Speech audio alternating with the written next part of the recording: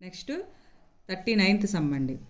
ఒక వస్తువు ధర 15% పెరగటం వల్ల ఆ వస్తువు అమ్మకాలు 15% తగ్గిపోయాయి. అప్పుడు ఆ వస్తువు అమ్మకాల వల్ల వచ్చే ఆదాయంలో మార్పు ఎంత అన్నారు. దీనికి షార్ట్ కట్ ఉందండి. x+y + xy/100 అండి. సో x అంటే 15 రెండు 15% పెరిగింది, 15% తగ్గింది కాబట్టి 15 - 15 ప్లస్ 225/100 అంటే తగ్గినప్పుడు -15 వేస్తామండి. ఆ విధంగా చేస్తే మనకు ఆన్సర్ 2.25% తరుగుదల వస్తుంది. ఒక వ్యక్తి ఒక టీవీని దాని అమ్మకపు వెలలో 9/10 వంతు కొనుక్కొని అమ్మకపు వెలపై 8% లాభానికి అమ్మాను. అతనికి వచ్చిన లాభ శాతం ఎంత అన్నారు. దీనికి చూడండి, ప్రాఫిట్ అనేది ఇప్పుడు అమ్మకపు వెలలో అంటే ఎస్పీలో, సిపి అనేది ఎస్పీ అనేది ఎక్స్ అనుకుంటే 9/10x అవుతుందండి. సో ఎస్పీ అనేది అమ్మకపు వెలపై 8% లాభానికి అమ్మాడు కాబట్టి 108% ఆఫ్ ఎక్స్ అండి. అంటే 108/100x 27/25x.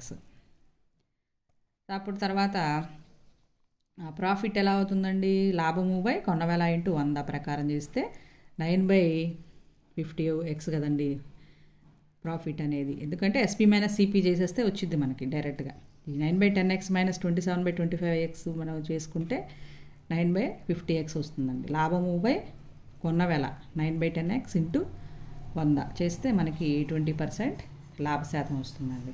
నెక్స్ట్, ఒక వ్యాపారి 2 రకాల చక్కెరలను ఒక రకం కిలో 27 రూపీస్ చొప్పున, 80 కేజీలను మరొక రకం కిలో 32 చొప్పున 120 కేజీలు కొని 20% లాభానికి అమ్మిన వెల 1 కిలోగ్రాముకు రూపాయల్లో అన్నారు.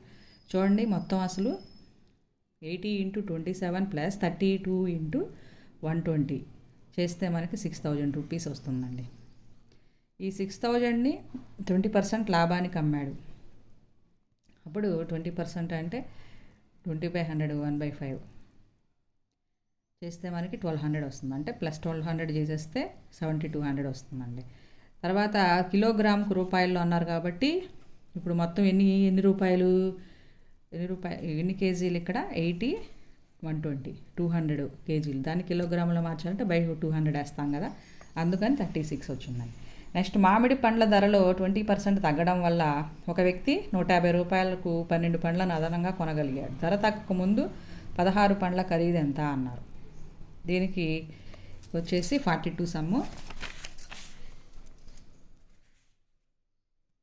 లెక్క ప్రకారం మనకి 20% తగ్గడం వల్ల వ్యక్తి 150 రూపాయలకు 12 పళ్ళు అదనంగా కొనగలిగాడు.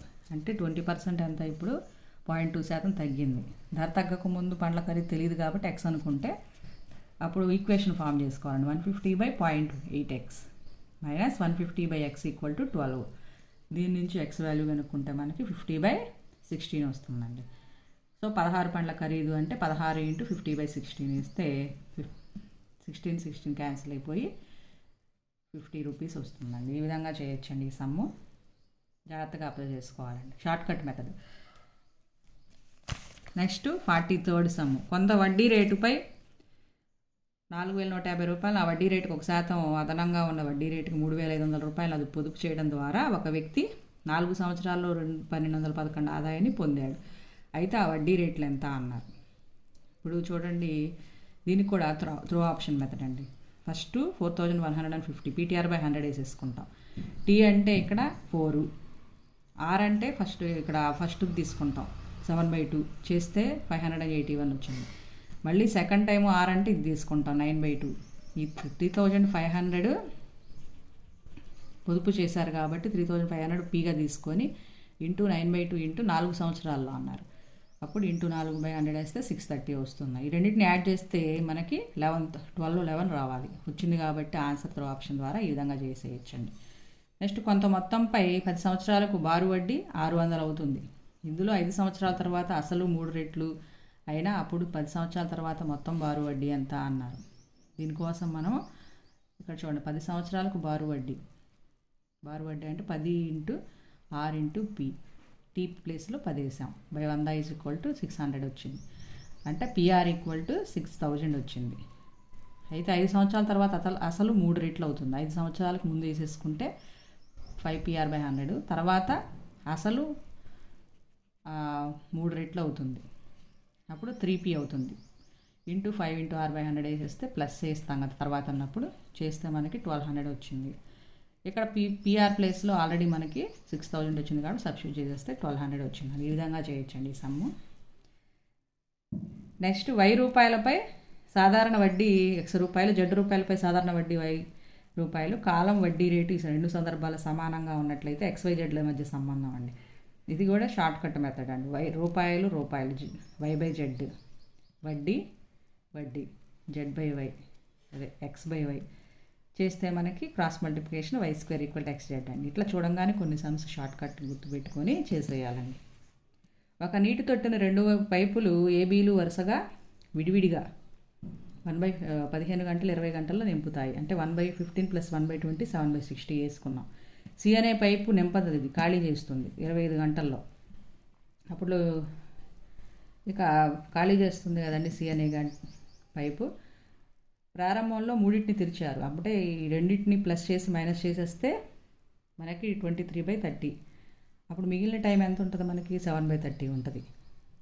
తర్వాత 10 గంటల తర్వాత సీను మూసివేస్తే అప్పుడు ఈ 2 తెరుస్తాయి, ఈ 2 మాత్రమే తెరిచి సీను మూసేస్తే అప్పుడు 7/30/7/60 2 అవర్స్ ఉంటుందండి.